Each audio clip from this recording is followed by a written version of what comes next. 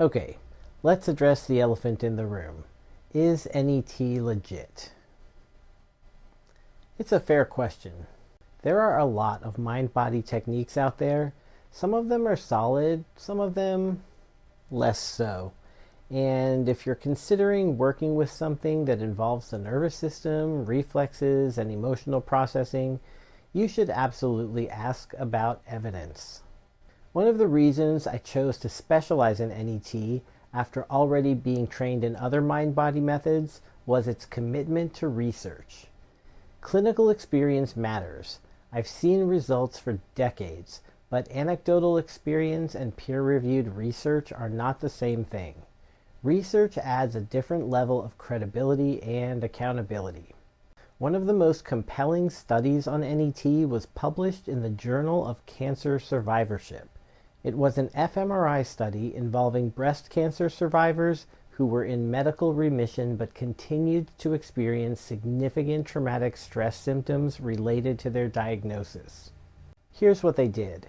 Each participant worked with a therapist to write a detailed script describing the moment they received their cancer diagnosis, including the emotional impact. First, participants were placed in an fMRI scanner and listened to their script being read aloud. As expected, their brains showed strong activation in areas associated with trauma and stress. Then they received a series of NET treatments, on average about 5 sessions. After that, they returned to the scanner and listened to the same script again. This time, the heightened trauma activation patterns were significantly reduced. That's objective neuroimaging data. You can't willpower your way through an fMRI result. Now, does one study make something universally proven? No. Science is cumulative. But this study shows that NET is not just subjective feel-good work. It's affecting measurable neurological patterns. Another important piece of legitimacy involves manual muscle testing, since that's a part of how NET gathers biofeedback. Muscle testing has been questioned in some circles, and honestly, that's fair. It can absolutely be misused. If it's treated like a magic 8-ball, it loses credibility quickly. NET addresses that directly. One of the earliest published studies involving NET focused specifically on validating the reliability of manual muscle testing. That research was published in the Journal of Perceptual and Motor Skills and is available through PubMed. More importantly, NET is highly structural. It's not based on intuition or improvisation.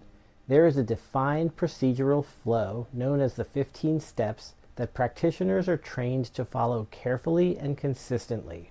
That structure matters. It means patients can expect a standardized approach rather than personality-based guesswork. Research takes time, it takes funding, it takes coordination.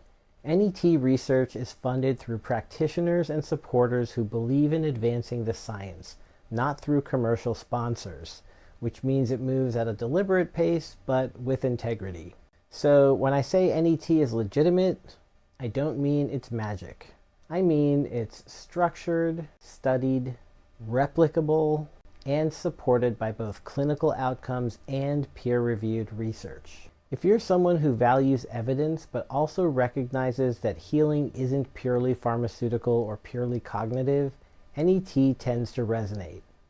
In the next video, I'll break down how it actually works in practical terms.